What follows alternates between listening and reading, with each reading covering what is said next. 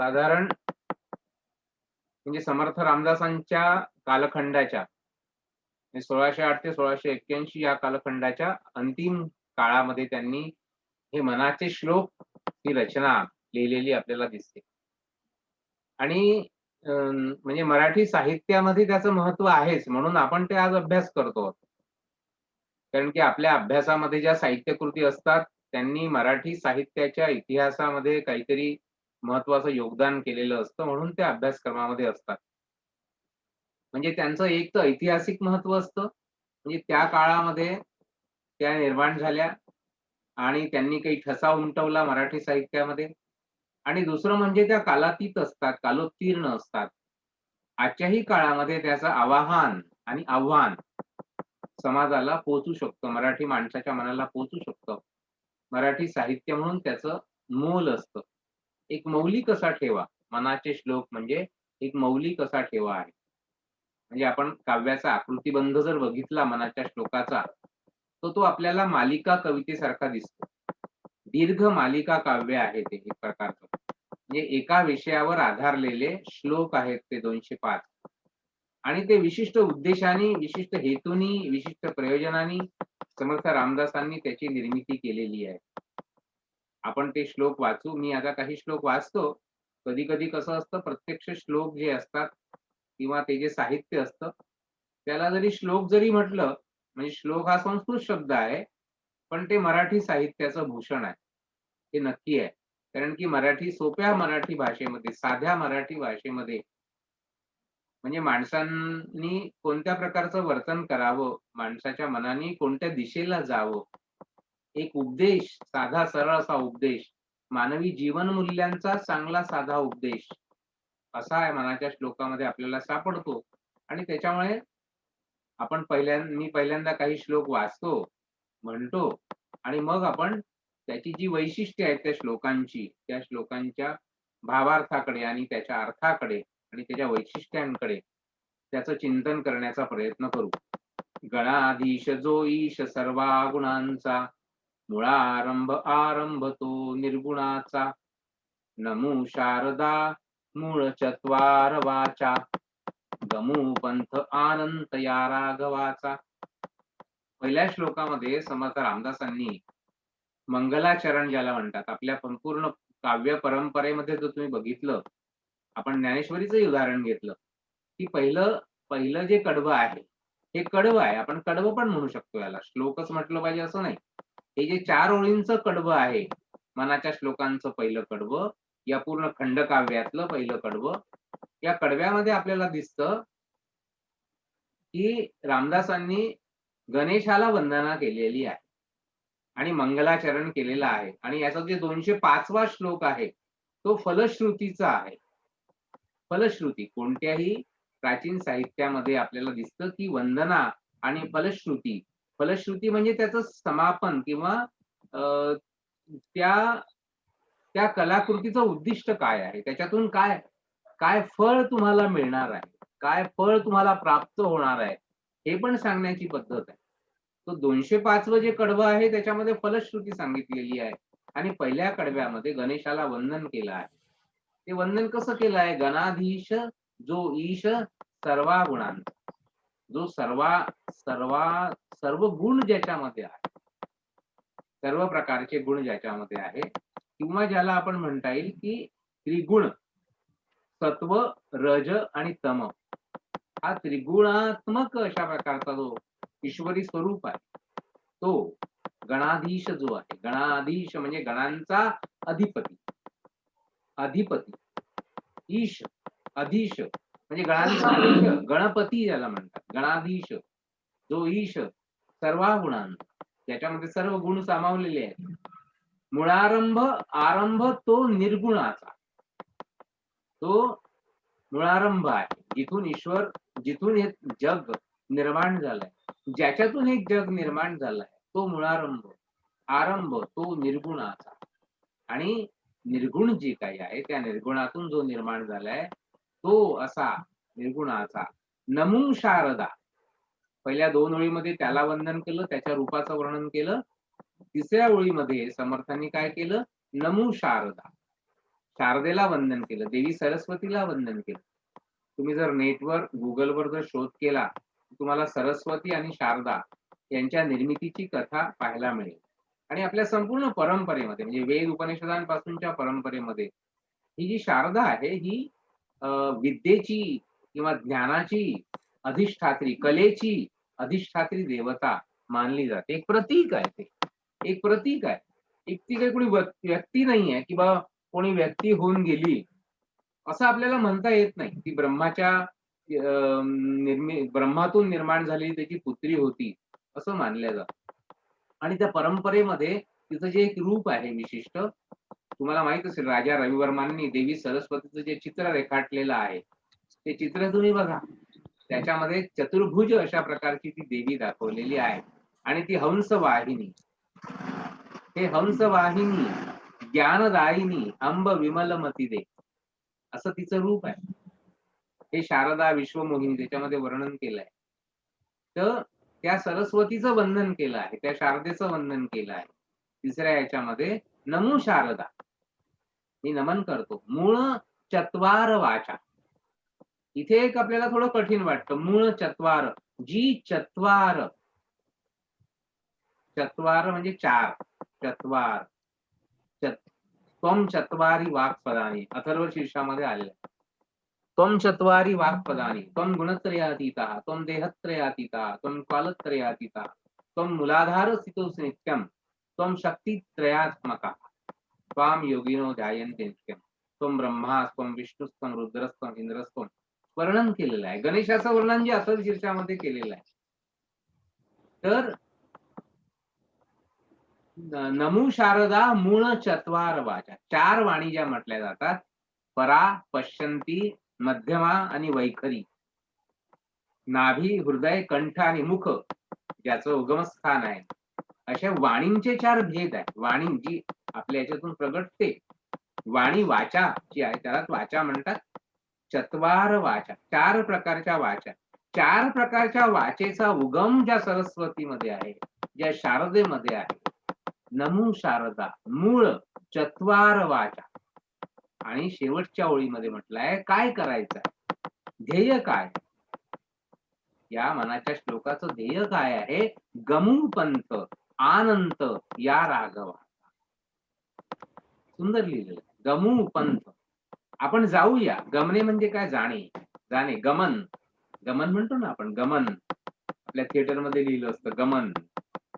तर गमन म्हणजे जाणे, गमू, जाणे, जायचंय आपल्याला, पुढे पुढे जायचंय, आपल्याला मार्ग आक्रमण करायचं आहे. गमू पंथ, आपण हा पंथ, पंथ म्हणजे मार्ग, आपल्याला जायचं आहे पुढे. गमू पंथ अनंत या राघवाचा, अनंत म्हणजे अनंत, अनंत अशा रूपाचा या राघव, राघव म्हणजे रामचंद्र, प्रभू रामचंद्राचं नाव आहे राघव.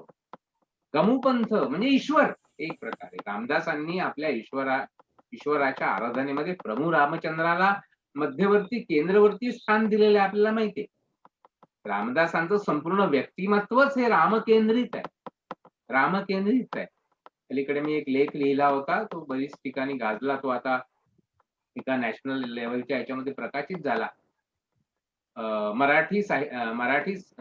भारतीय साहित्यातील रामदर्शन नाव, म्हणजे संपूर्ण भारतीय साहित्यामध्ये जे रामाचं दर्शन घडतं त्याच्यावर मी लिहिला होता.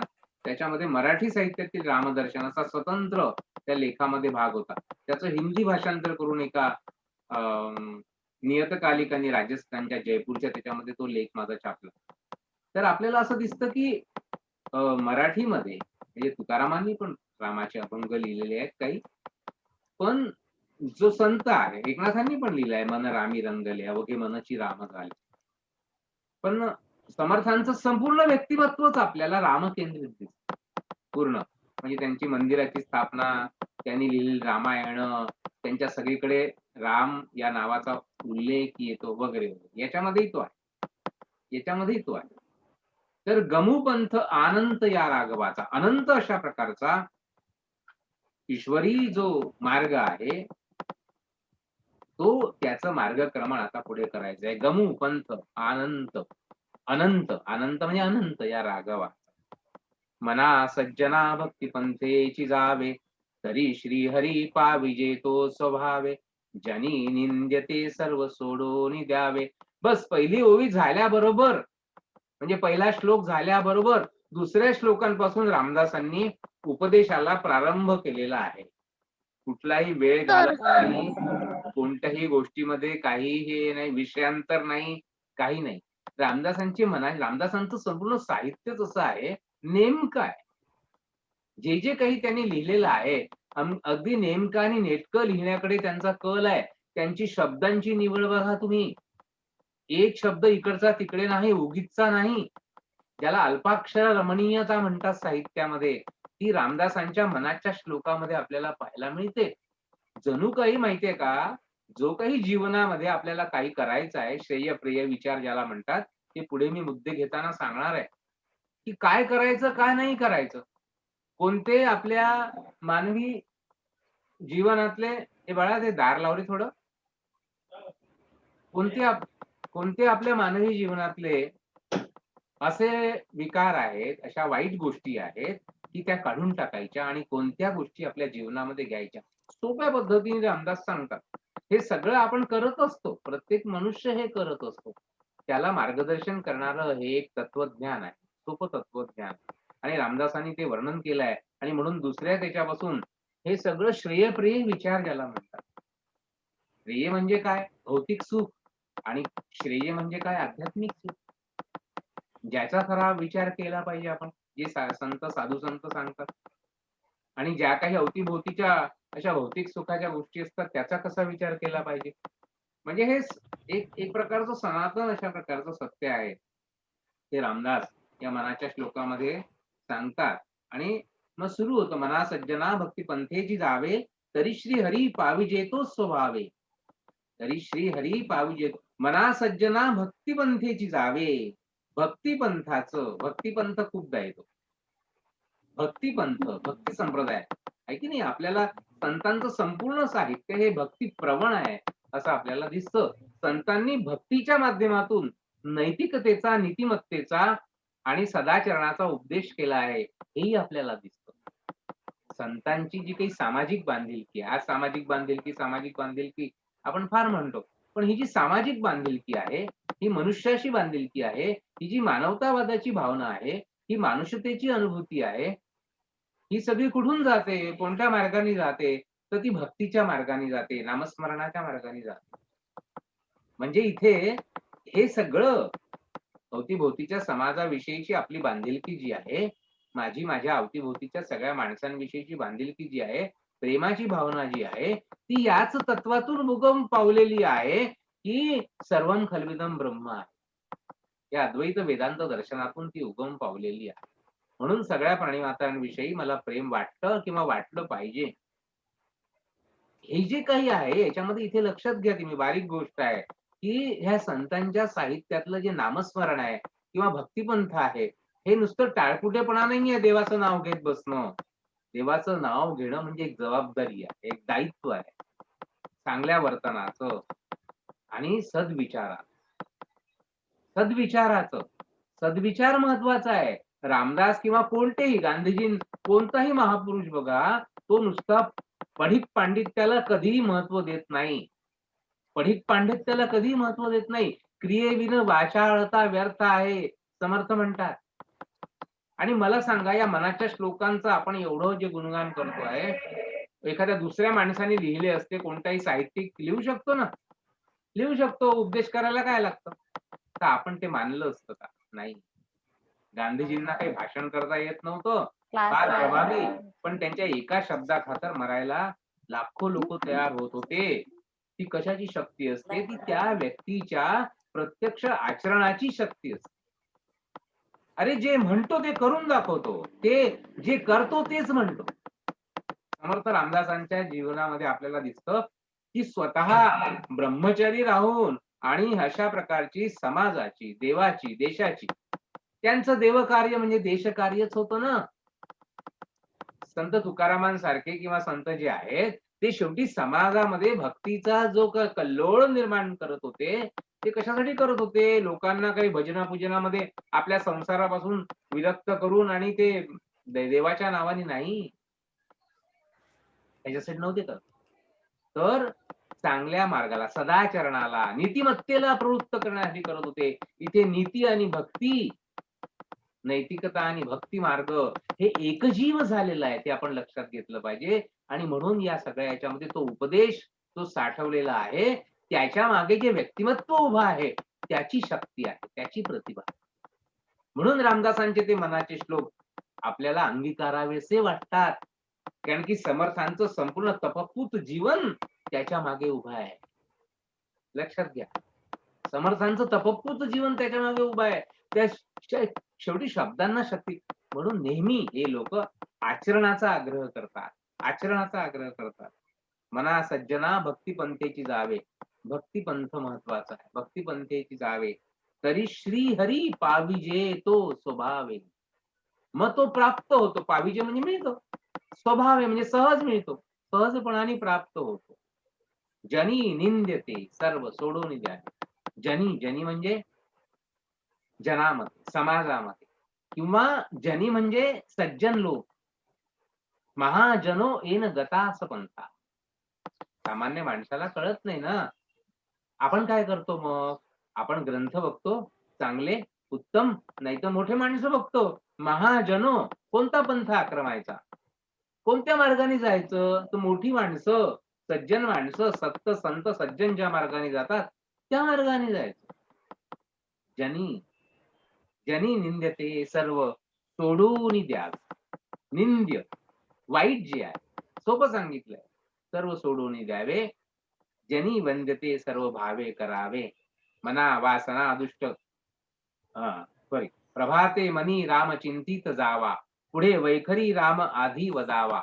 सदाचार हा थोर सांडू नये तो. जनी तोची तो मानवी धन्य होतो. काही ओव्या मी नुसत्या वाचतो आणि मग आपण त्याचा मध्ये मध्ये त्याचा अर्थ आणि त्याची वैशिष्ट्य समजून घेऊ. मना वासना दुष्ट कामान ये रे. मना वासना दुष्ट कामान ये रे. मना सर्वथा पाप बुद्धी नको रे. मना धर्मता नीती सोडू नको हो. मना अंतरी सार विचार राहो. बघा, त्या शब्दातूनच आपल्याला त्याचा अर्थ कळतो. इतकी त्याची गेयता आणि त्याची, त्याला म्हणतो आवाहन क्षमता, झटती प्रत्येक क्षमता आहे त्याच्यामध्ये. सोपे शब्द आहे, कारण की हे जे पाठेय निर्माण केलं आहे समर्थांनी, ते सर्वसामान्य माणसांच्या कल्याणासाठी निर्माण केलं आहे, मंगलासाठी निर्माण केलं आहे. सर्व मंगलाची आराधना करणारे हे जे संत सत्पुरुष आहेत, त्यांचे शब्द अशा प्रकारे कालोत्तीर्ण होतात, कालातीत होतात. म्हणजे कोणत्याही जगामध्ये, कोणत्याही त्याच्यावर जरी तुम्ही गेले, तरी हे जे आहेत मनाचे श्लोक, हे आपल्याला मार्गदर्शक ठरू शकतात. मना पाप संकल्प सोडून द्यावा. मना सत्य संकल्प जीवी धरावा. मना कल्पना ते नको विषयांची. विकारे घडे हो जनी सर्वचीची. नको रे मना क्रोधा खेदकारी. नको रे मना काम नाना विकारी. मगाशी मी सांगत होतो, यादी आहे याच्यामध्ये. पुढे पुढे मी सांगणार आहे तुम्हाला याची वैशिष्ट्य कोणती कोणती आहे. म्हणजे मनाच्या श्लोकाची सांस्कृतिक आणि वाङ्मयीन वैशिष्ट्य काय काय आहे, हे अतिशय महत्वाचं. मनाच्या श्लोकाची सांस्कृतिक, ज्याच्यामध्ये सगळं येतं. सांस्कृतिक म्हणजे धार्मिक, आध्यात्मिक. सांस्कृतिक म्हणजे सर्व आपल्या ज्या परंपरा, आपली संस्कृती, आपली जीवनमूल्य, आपली जगण्याची धारणा, आपली जगण्याची रीत काय आहे, त्याच्याविषयीची सगळी वैशिष्ट्ये. आणि वाङ्मयीन, वाङ्मय म्हणून, साहित्य म्हणून, त्यातली शब्दकळा, त्यातली प्रतिमासृष्टी, त्यातला आशय, आणि तो आशय आपल्या जीवनाशी किती जोडलेला आहे, त्या आशयाचं काय महत्व आहे, तो आशय कसा कालातीत आहे, किंवा त्या आशयामध्ये जीवनाची मूल्य कशी सामावलेली आहे, ती वाङ्मयीन वैशिष्ट्य, ते आपल्याला आपण पुढे बघणारच आहोत त्याचं. तर हे सगळं त्याच्यामध्ये येतं. काय काय काय घ्यायचं, काय सोडायचं, काय स्वीकारायचं, काय नाकारायचं, याची सगळी एक यादीच एक प्रकारे याच्यामध्ये दिली आहे. मना सत्य संकल्प सोडू, मना पाप संकल्प सोडून द्यावा. मना सत्य संकल्प जीवी धरावा. मना कल्पना ते नको विषयांची. विषय, विषय वासना, वासना विकार. विकारे घडे हो जनी सर्वचीची. नको रे मना क्रोध हा खेदकारी. नको रे मना काम, काम नाना विकारी. नको रे मना लोभ हा अंगीकारू. नको रे मना मत्सरू. मत्सर दंभ भारू. मना श्रेष्ठ धारिष्ठ जीवी धरावे. मग काय घ्यायचं, काय सोडायचं आणि काय अंगीकारायचं. आपले समर्थ सांगतात काय अंगीकारायचं. जय जय रघुवीर समर्थ अशी हाक द्यायची आणि भिक्षा मागायची.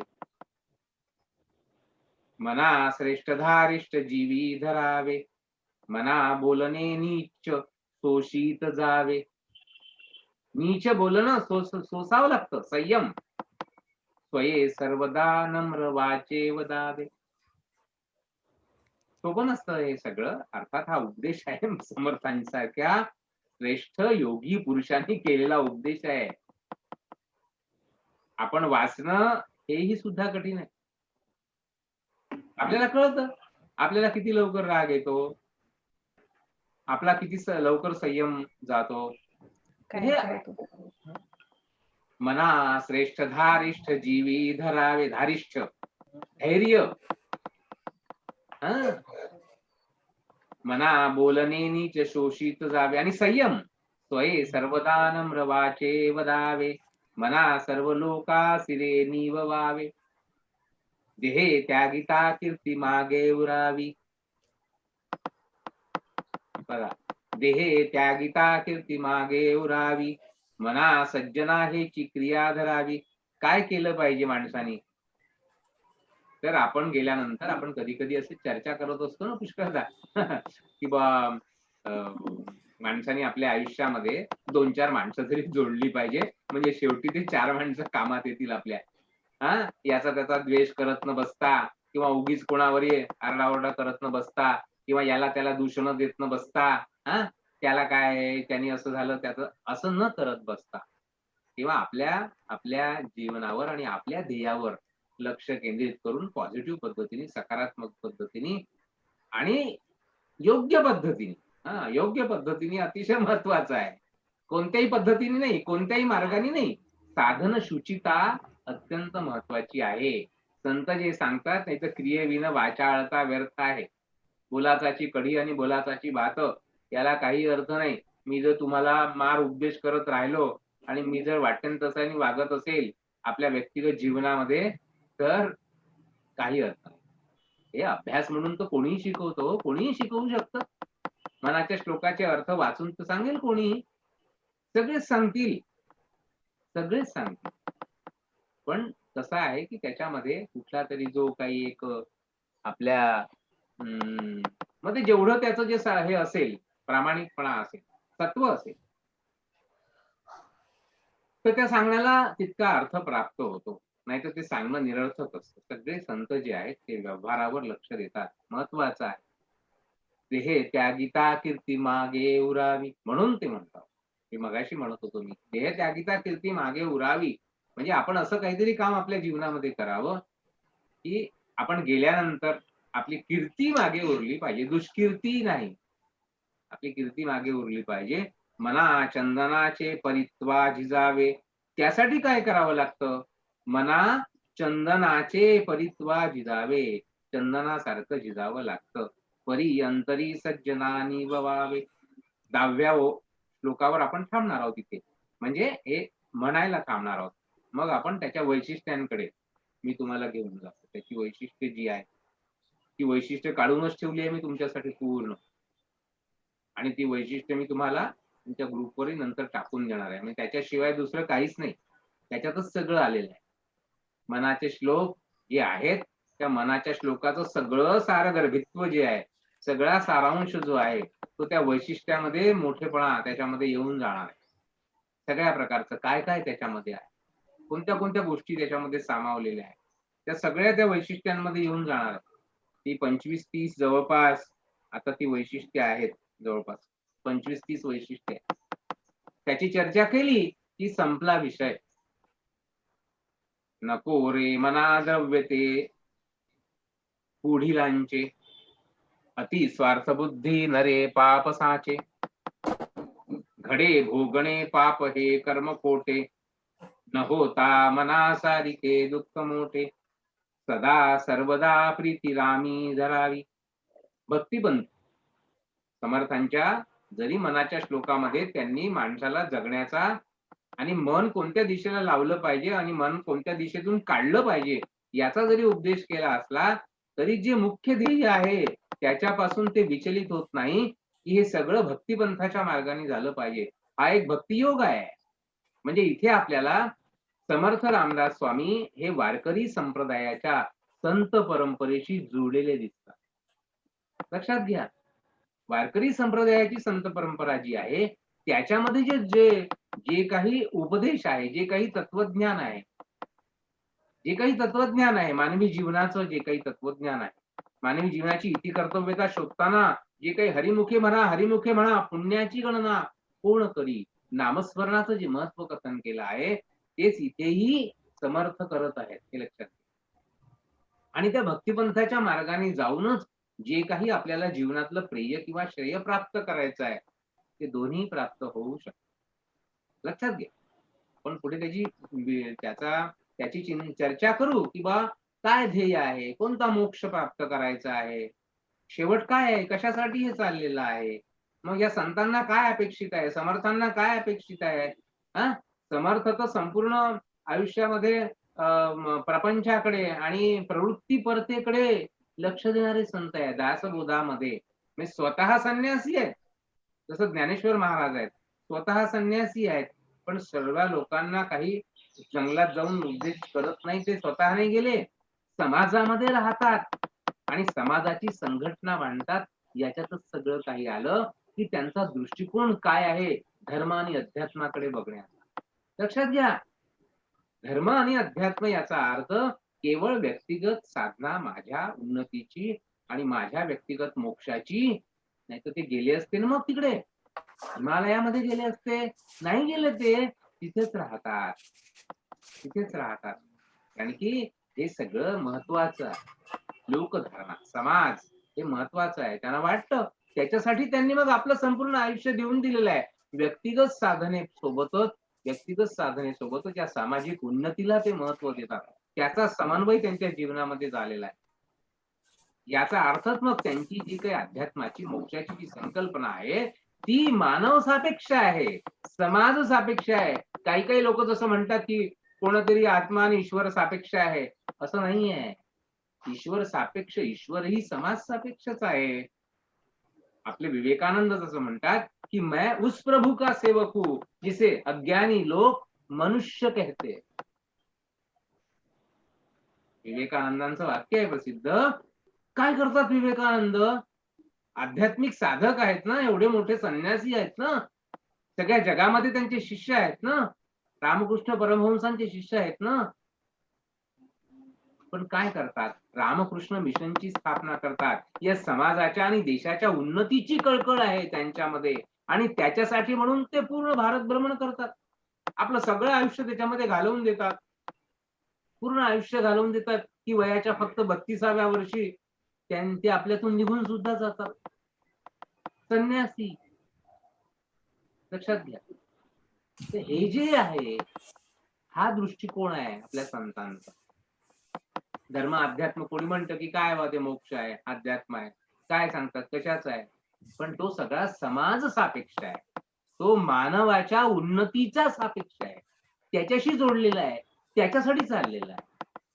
समर्थांच्या मनाच्या श्लोकामध्ये ते दिसतं आपल्याला. म्हणून ते म्हणतात 10व्या श्लोकामध्ये सदा सर्वदा प्रीती रामी धरावी, रामाकडे धरावी, ईश्वराकडे धरावी.